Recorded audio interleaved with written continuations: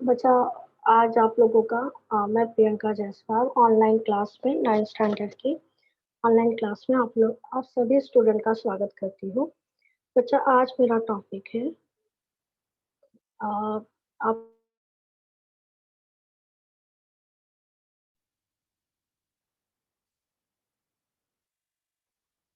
सांख्यिकी का प्रकृति संग्रह 7 है।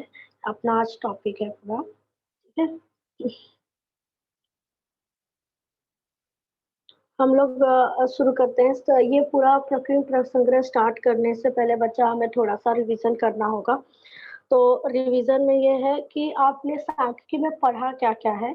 संयुक्त स्तंभालेख, विभाजित स्तंभालेख, प्रतिशत स्तंभालेख, प्राथमिक, द्वितीय सामग्री, अवर्गीकृत और वर्गीकृत बारंबारता बटन सारणी, संचयी बारंबारता सारणी, माध्यम, माध्यिका और बहुलक।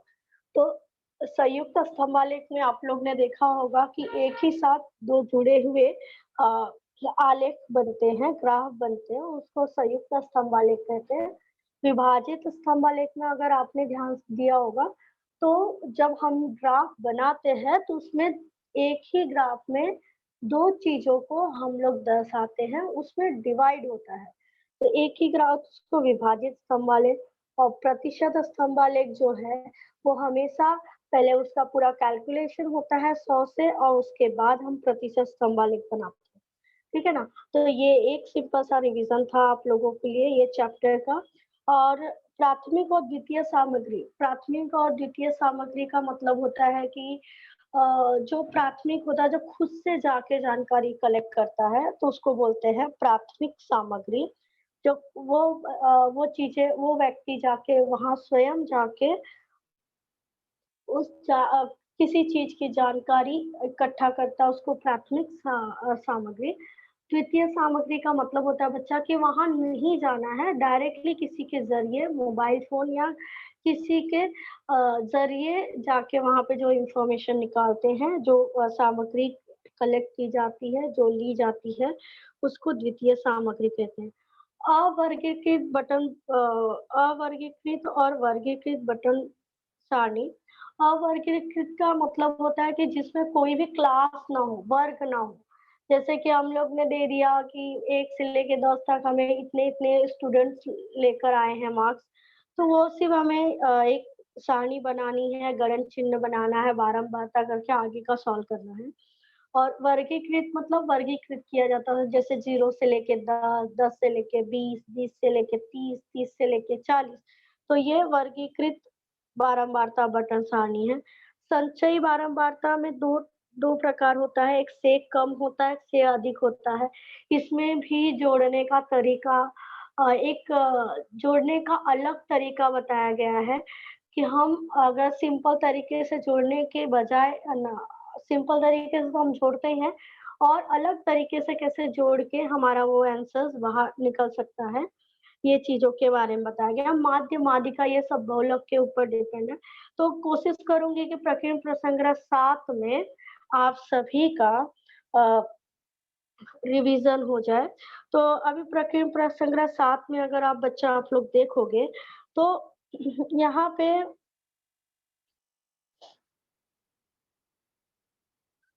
ठीक है, हमें पहला लिखा है उचित विकल्प चुनिए, मतलब कि हमें एक क्वेश्चन दिया रहेगा, उसमें 4 ऑप्शन दिए रहेंगे ए, बी, सी और डी।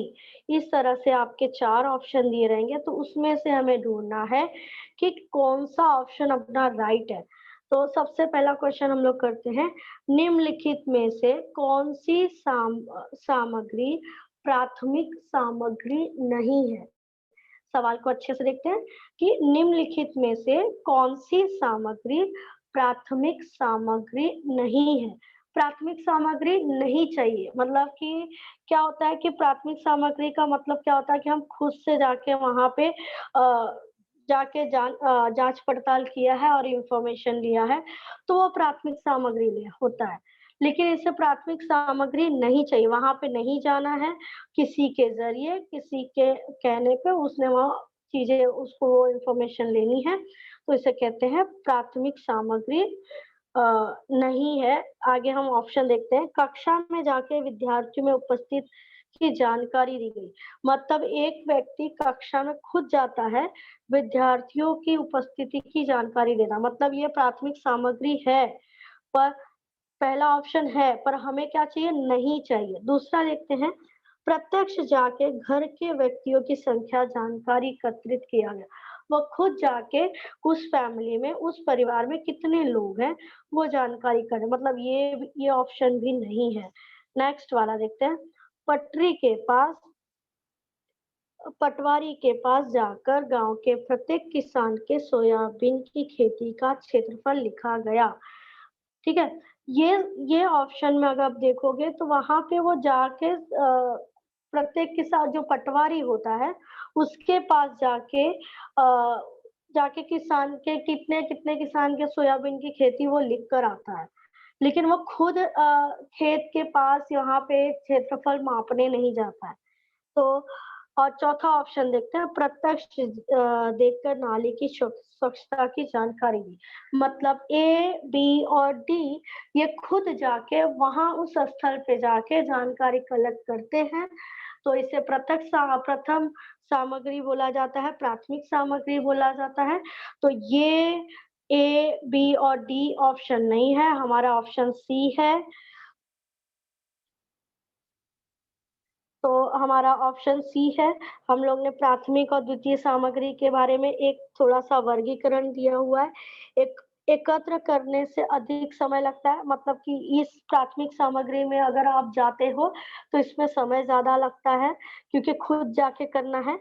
उसी तरह से अगर द्वितीय सामग्री में जाओ, तो उसमें क्या होता है, तुरंत जानकारी उपलब्ध मिल जाती है, हमें जाना नहीं है वहाँ पे, सीधा फ़ोन करना है या किसी के ज़रिए जानकारी लेनी है।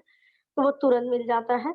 लेकिन दूसरा अगर प्राथमिक सामग्री में देखा जाए, तो अध्यापन और विवरण अनुसार होता है, मतलब कि ये जो जानकारी होती है, बहुत ही पॉइंट टू पॉइंट होती है, जितनी एकदम सिस्टमैटिक होती है। पर यहाँ पे अगर आप देखोगे, इसमें पूर्व संकलित जानकारी लेने के कारण वह जानकारी अध्यापित होगी हो ऐसा नहीं है। जानकारी में विवरण में कुछ कमियाँ होती हैं, मतलब एग्ज़ैक्ट आंसर्स उसे नहीं मिलता है।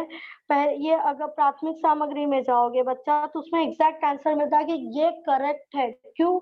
क्योंकि हम वो जानकारी खुद जाके लेते हैं, और इस द्वितीय सामग्री में ये पूरी तरह से करेक्ट हो ऐसा ज़रूरी नहीं है, कुछ गलतियाँ हो भी सकती हैं। आगे, अगर प्राथमिक सामग्री का मैं तीसरा पॉइंट लूँ, तो सटीक तथा विश्वसनीय होती है। सटीक मतलब बहुत ही एक्यूरेट और बहुत ही विश्वसनीय होती है, बहुत ही इसमें कोई भी गलती होने की चांस नहीं होती। लेकिन अगर द्वितीय सामग्री में जाएँ, तो यह अविश्वसनीय नहीं हो सकती, विश्वसनीय की कमी होती है। क्यों? क्योंकि हम नहीं जाते।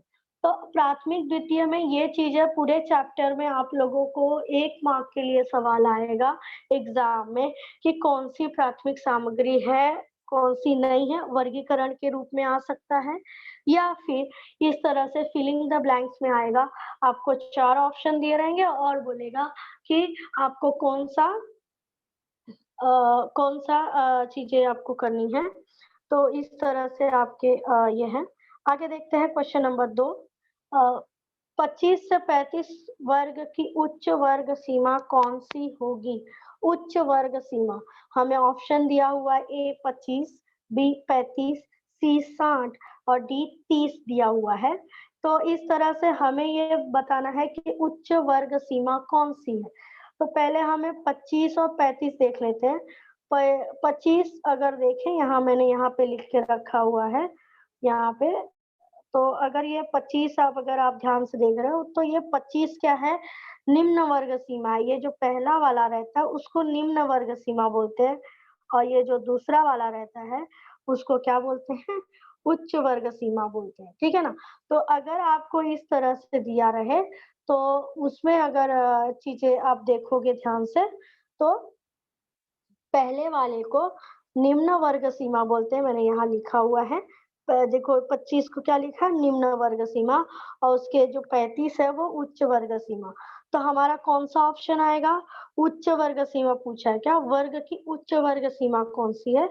तो हमारा ऑप्शन बी आएगा, क्योंकि 35 क्या है, उच्च वर्ग सीमा है। तो इस तरह से आपको ये सवाल करने हैं।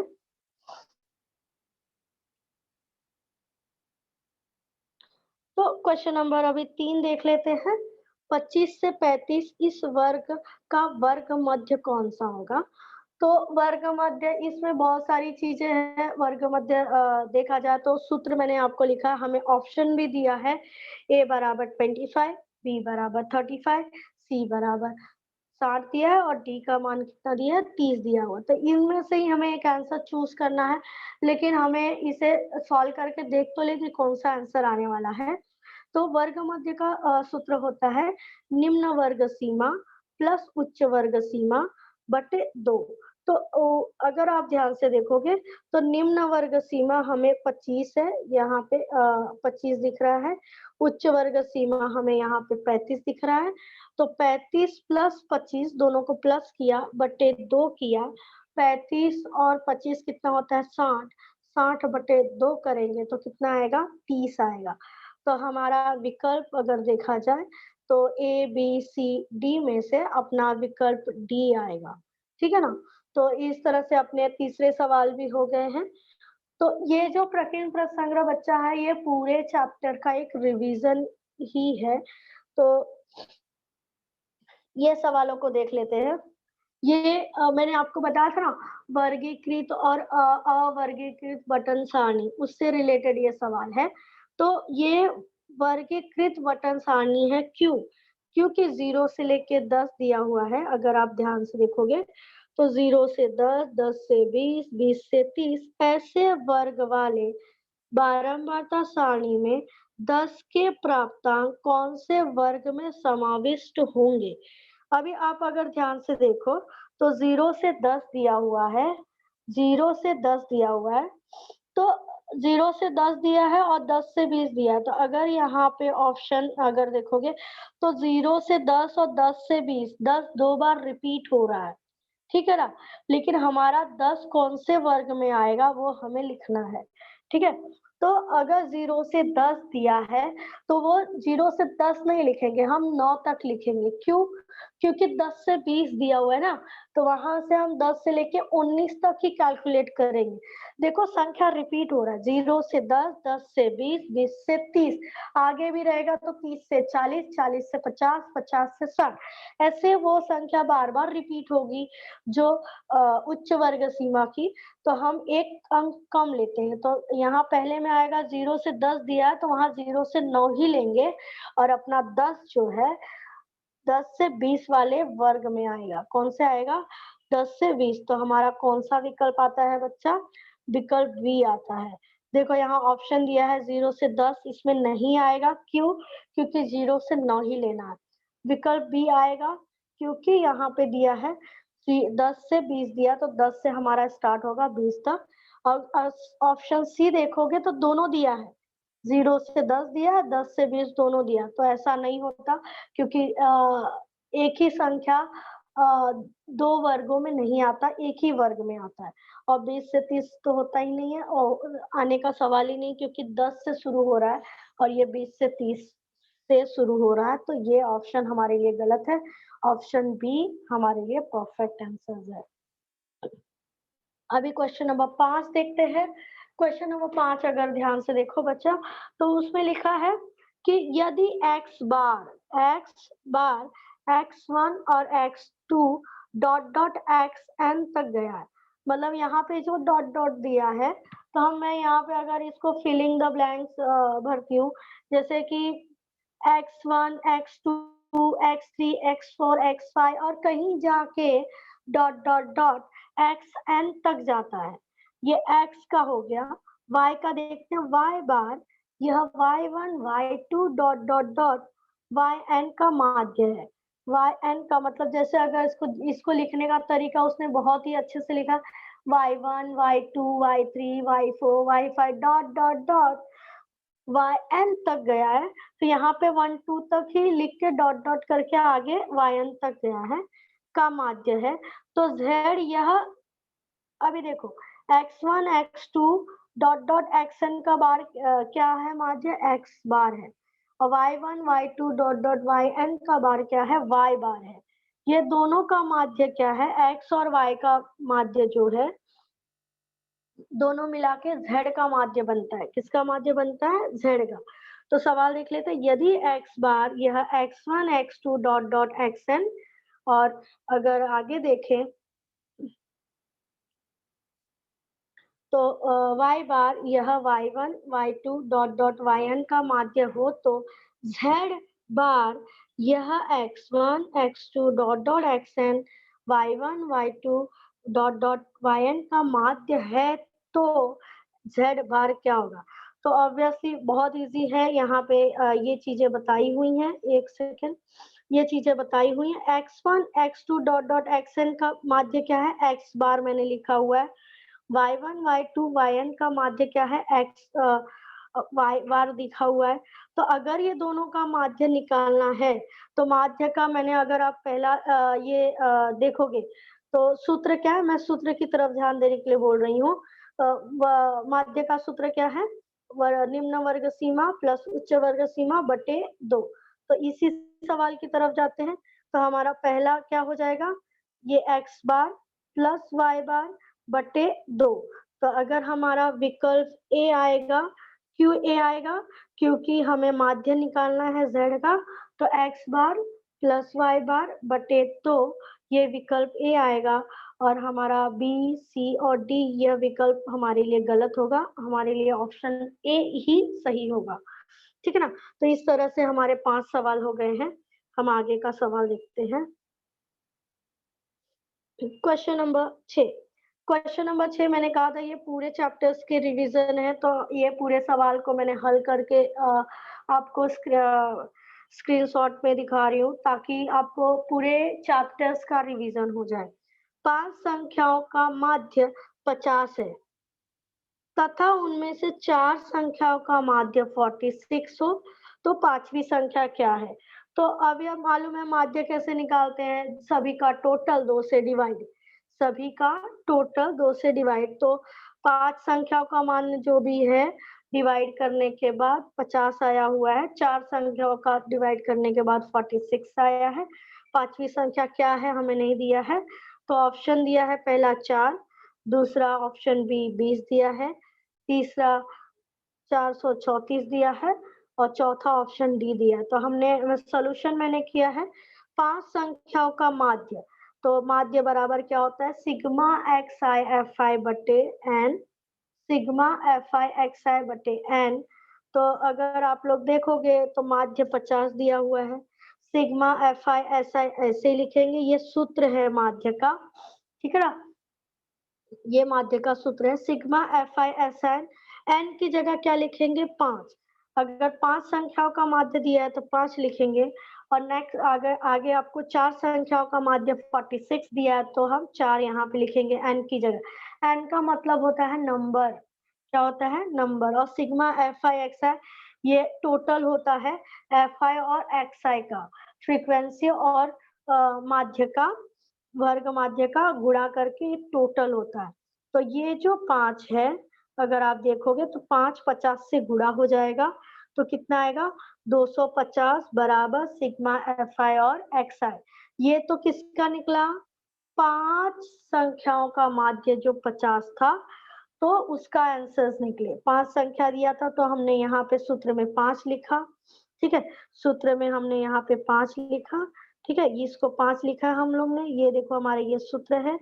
और यहाँ पे 5 का गुणा यहाँ पे कर दिया, 5 गुणे 50 गुणे 5 कितना हो गया 250। तो सिग्मा, अभी हम आगे चलते हैं। अभी 4 संख्याओं का माध्य निकालेंगे, जैसे 5 संख्या का माध्य निकाला उसी तरह से 4 संख्याओं का माध्य निकालेंगे। और 5 संख्या का जो माध्य रहेगा, 4 संख्या के माध्य से हम टोटल में से माइनस कर देंगे, तो हमारी पांचवी संख्या निकल जाएगी। तो पहले 4 संख्या का माध्य, सूत्र वही रहेगा, माध्य बराबर sigma F i x i बटे एन। अगर यहाँ पे ध्यान दोगे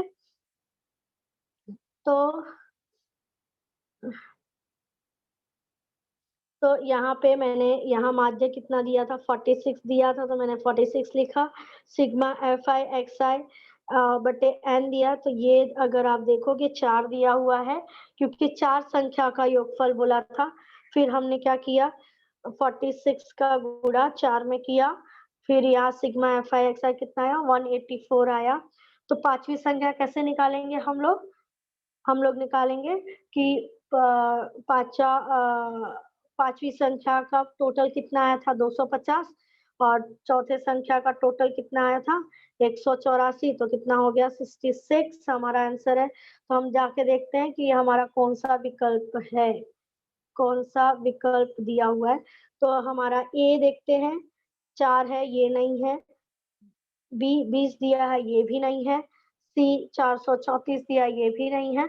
और ऑप्शन डी हमारा आंसर है, क्योंकि 66 दिया हुआ है, तो ये हमारा ऑप्शन 66 है।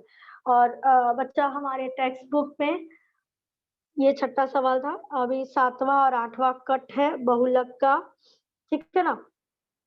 7वां 8वां बहुलक का सवाल कट है, तो ये सवाल हमें नहीं करने हैं। हम आगे 9वें और 10वें की तरफ चलते हैं, ठीक है। 7वां 8वां आपके सिलेबस।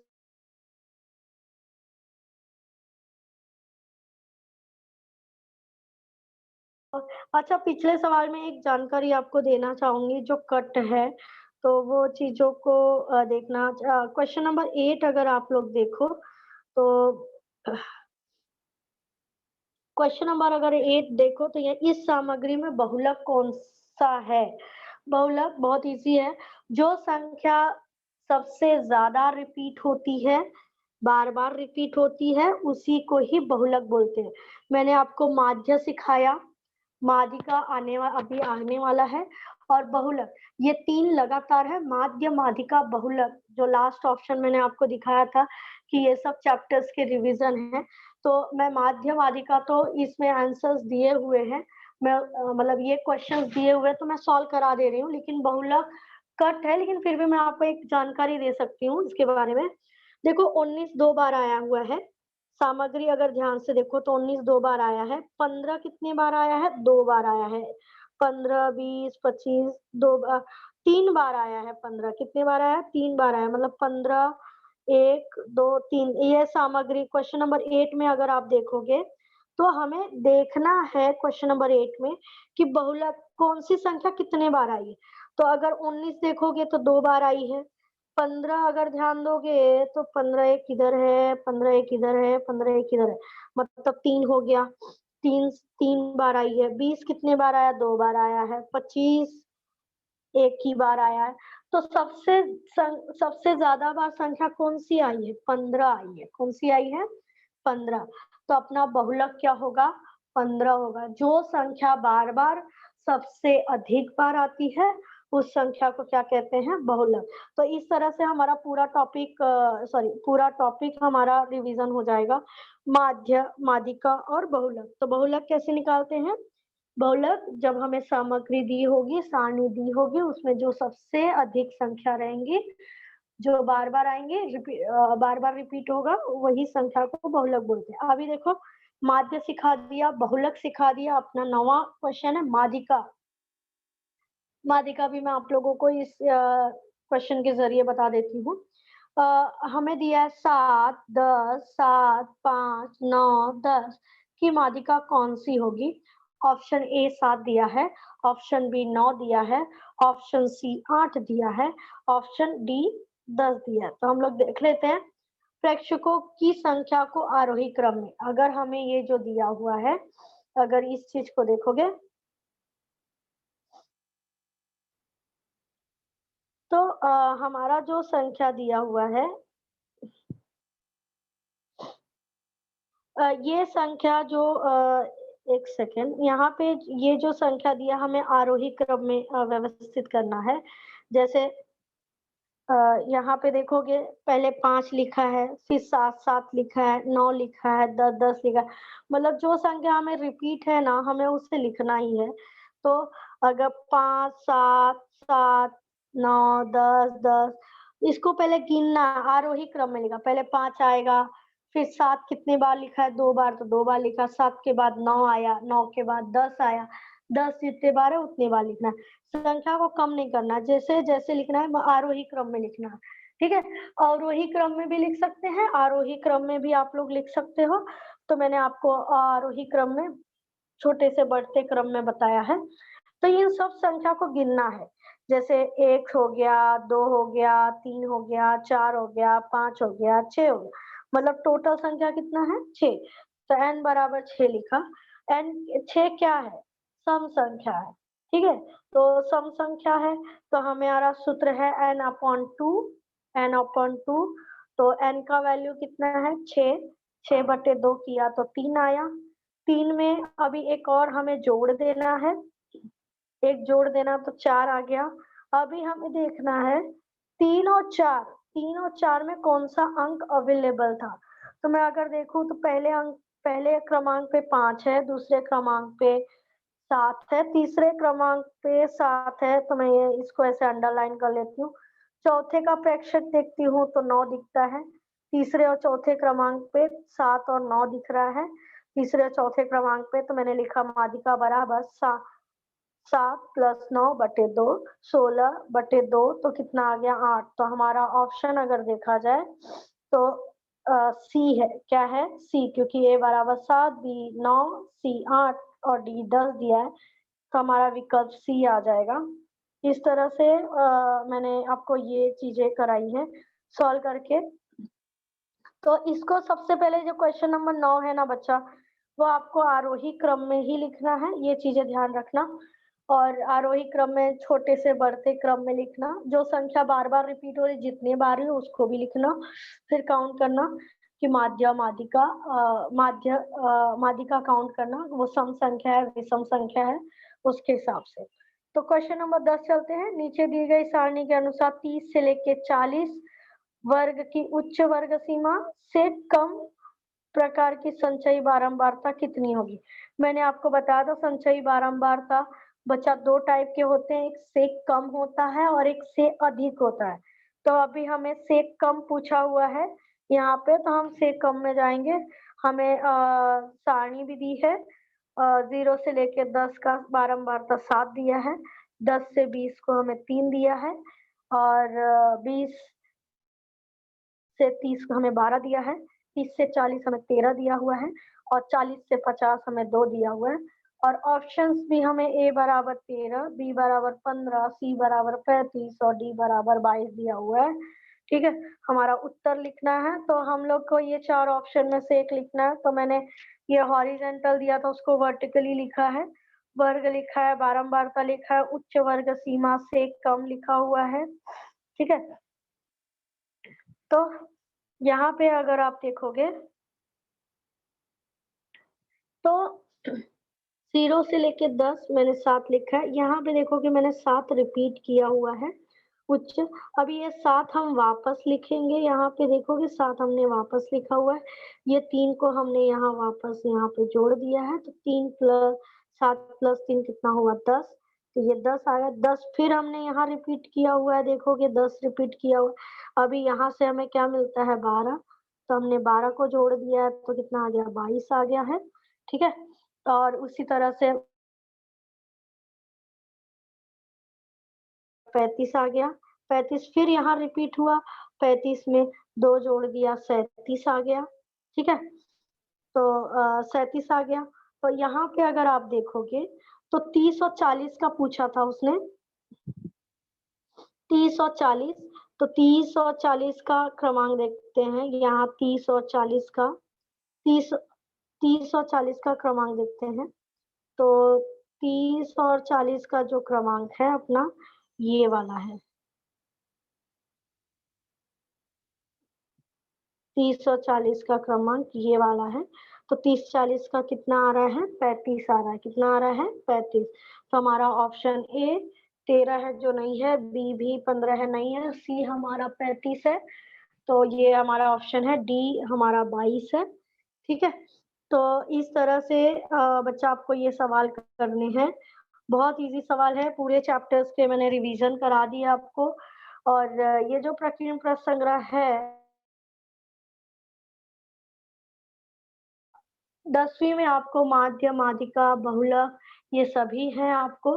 फिलहाल ये कोरोना काल में ये चैप्टर कैंसल हुए हैं, लेकिन आगे जाके आपको ये पोर्शन में रहेंगे, तो इसकी अच्छे से पढ़ाई कीजिए ताकि आप लोग इसमें अच्छा मार्क्स ला सकें और कोई दिक्कत ना आए। ठीक है ना? इस तरह से बच्चा हमारे 10 के 10 सवाल हो गए हैं। अगर आप लोगों को कोई सवाल पूछना है, तो आप लोग पूछ सकते हैं।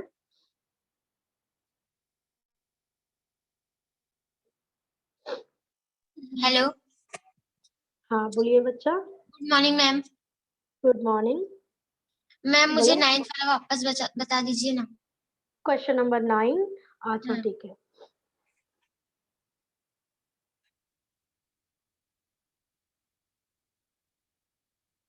क्वेश्चन नंबर 9 में बच्चा अगर आप देखोगे तो यहाँ पे देखिए 7, 10, 7, 5, 9, 10 ये जो बार-बार ये जो संख्या को ना हमें आरोही क्रम में लिखना है। मतलब ये एक मिनट यहाँ मैं पेंसिल्स यूज़ करती हूँ। तो ये जो है संख्या, ये जो 7, 10, 7, 5, 9, 10 जो दिया हुआ है, इसमें सबसे छोटी संख्या क्या है? 5 है। 5 के बाद क्या आता है? 7 आता है। तो 7 लिखा, लेकिन 7 कितनी बार है बच्चा? 2 बार है, तो मैंने 2 बार लिखा है। 7 के बाद क्या आता है? 9 आता है, तो मैंने 9 लिखा। फिर 10 आया, लेकिन 10 कितनी बार आया? 2 बार आया, तो मैंने 2 बार लिखा है। अभी इन जो भी हमने क्रम से लिखा है ना बच्चा, इसको हमें जो भी क्रम से हमने लिखा है, इसको हमें गिनना है, टोटल कितना है। तो हमने अगर गिनना शुरू किया, तो हमारा 1, 2, 3, 4, 5, 6, तो टोटल कितने हो गए? 6।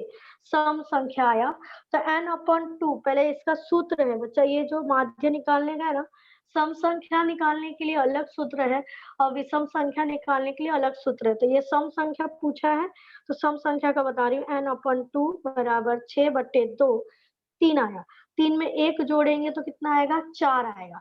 तो अब मुझे देखना है तीसरे क्रमांक पे, जो मैंने आरोही क्रम में व्यवस्थित किया है, तो तीसरे क्रमांक पे और चौथे क्रमांक पे कौन-सी संख्या है? तो तीसरे क्रमांक पे अगर मैं ध्यान से देखूँ, तो ये 7 है और चौथे क्रमांक पे 9 है।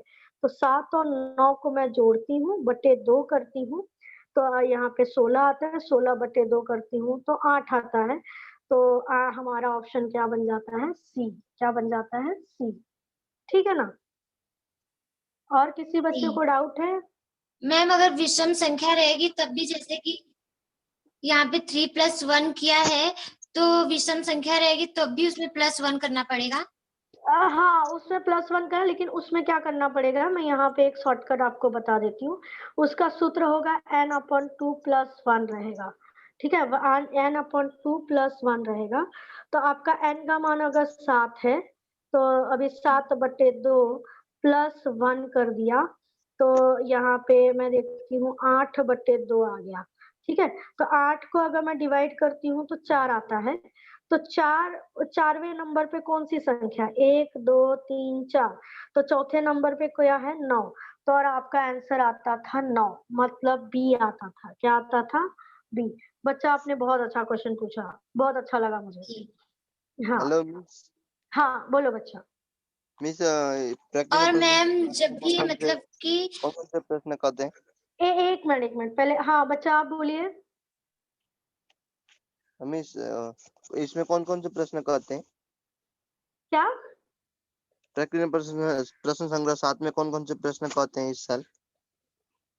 तो मैंने जो प्रश्न आए हुए मैंने आपको पढ़ा दिया। क्वेश्चन नंबर 7 और 8 कट है बच्चा, तो वो आपको नहीं पढ़ना है। Okay miss. और किसी को कोई सवाल?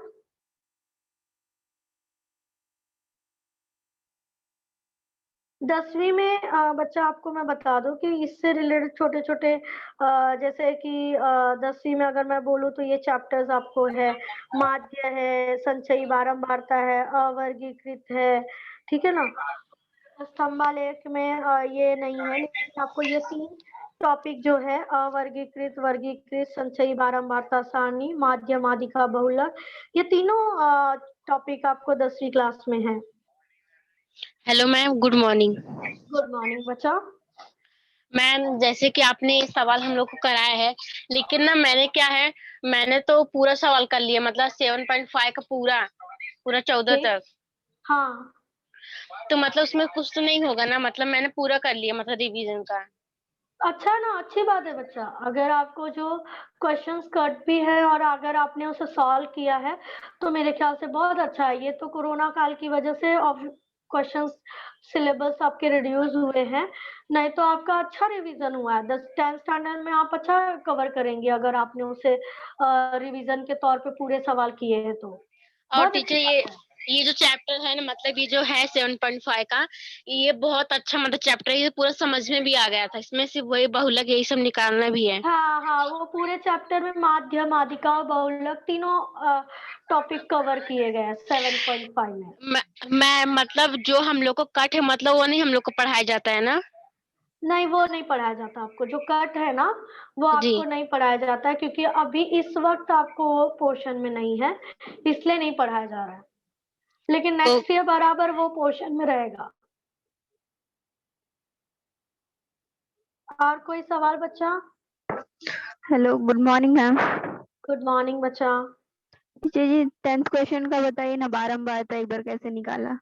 ओके, 10th क्वेश्चन जो है बच्चा बहुत ही अच्छा है और ये एक जोड़ने का एक नया पद्धति भी हमें सिखाता है कि हम हमेशा जोड़ते रहते हैं कि ऐसे जोड़ना है वैसे जोड़ना है, लेकिन ये जो पद्धति है ध्यान से देखोगे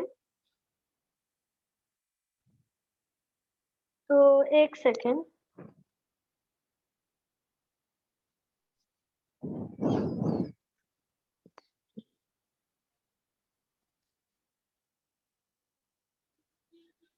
हाँ, तो अगर इस चीज को अगर आप ध्यान से देखोगे बच्चा, तो यहाँ पे दिया हुआ है। यहाँ पे जोड़ने का तरीका हमें एक अलग पद्धति से बताया हुआ है। जैसे देखो, अभी ये हॉरिजेंटल फॉर्म में दिया था, उसको मैंने वर्टिकल में लिखा, 0 से 10 7 लिखा, 10 से 20 3 लिखा, 20 से 30 12 लिखा, 30 से 40 13 लिखा, 40 से 50 2 लिखा। ठीक है ना? ये जो मैंने लिखा है उच्च वर्ग सीमा से कम, बच्चा ये सवाल ना एक जोड़ने का नया तरीका है कि हमने जो पहला संख्या है ना उसको हमने वैसे का वैसे लिखना है, फिर ये जो 3 है ना इसको ऐड कर देना है। तो ये 7 हमने यहाँ लिख दिया, 7 प्लस 3 कितना हुआ 10। फिर ये 10 दिख रहा नहीं है, 10 हमने वापस यहाँ लिख दिया। ठीक है? 10 में फिर क्या जोड़ेंगे 12, ये जो 12 है वो जोड़ दिया। 10 12 कितना हुआ 22। फिर 22 जो है ना बच्चा हमें वापस यहाँ रिपीट कर रहे हैं। तो जब 22 और यहाँ से क्या मिल रहा है 13, तो 22 13 कितना होता है 35 होता है। ठीक है? 35 जो लिखा ना हमारा जो है, फिर हमने यहाँ रिपीट किया। फिर क्या जोड़ा हम लोग ने 2 जोड़ा, तो 35 2 कितना होता है 37 होता है। कितना होता है 37। लेकिन अगर मैं ध्यान से देखूं तो यहाँ पे चीजें अगर अच्छे से क्लियर करूं तो मुझे क्या पूछा है, ये पूछा हुआ है 30 से लेके 40 का पूछा है। हमें अगर 40 से लेके 50 का पूछा होता तो हमारा आंसर 37 आता। ठीक है? लेकिन हमें 30 से लेके 40 पूछा है तो हमारा आंसर क्या आएंगे, हमारे आंसर्स आएंगे 35 आएगा। क्या आएगा? ये 35, क्योंकि ये जोड़ने का एक अलग तरीका है। अगर आप लोग ध्यान से देखोगे तो ये जोड़ने का एक अलग तरीका है यहाँ पे। तो मैम बारंबार तो ऑलरेडी पहले से दिया होता है। हाँ, दिया रहता है आपको। ये जो सारणी है ना बच्चा, यस मैम। यहाँ पे ये जो सारणी है ये आपको दी रहती है। यहाँ पे यस ये मैम। जो सारणी है ये पूरी सारणी आपको दी रहती है। क्वेश्चन में आपको सिर्फ जोड़ना रहता है कि पहली संख्या वैसे का वैसा, फिर जो उसके उससे लगी हुई संख्या को जोड़ दो, फिर उसको रिपीट करो, फिर जो ये सामने वाली संख्या जोड़ दो, जो आंसर आएगा फिर रिपीट करो, फिर वाली सामने वाली संख्या जोड़ दो, फिर रिपीट करो। तो इस तरह से एक जोड़ने का अलग तरीका आप लोगों को बताया गया है।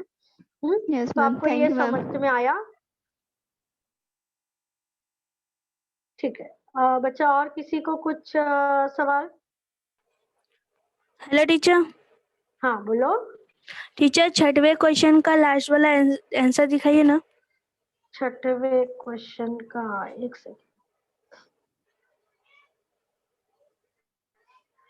Yes teacher. ये है डी वाला है। एक सेकेंड।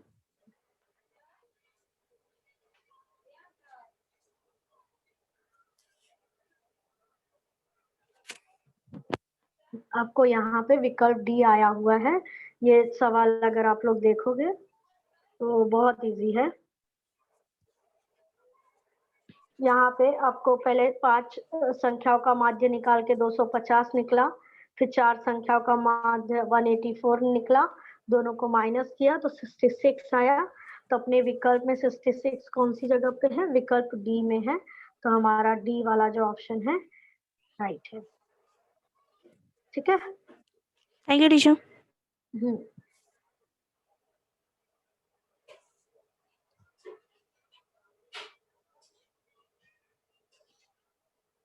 और बच्चा, और किसी को कोई प्रश्न?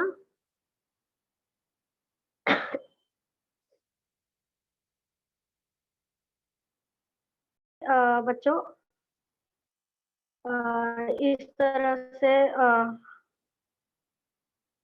हम लोग ने प्रकीर्ण प्रसंग्रह 7 का इस तरह से हम लोग ने प्रकीर्ण प्रसंग्रह 7 के उचित विकल्प के सवाल किए हैं। धन्यवाद।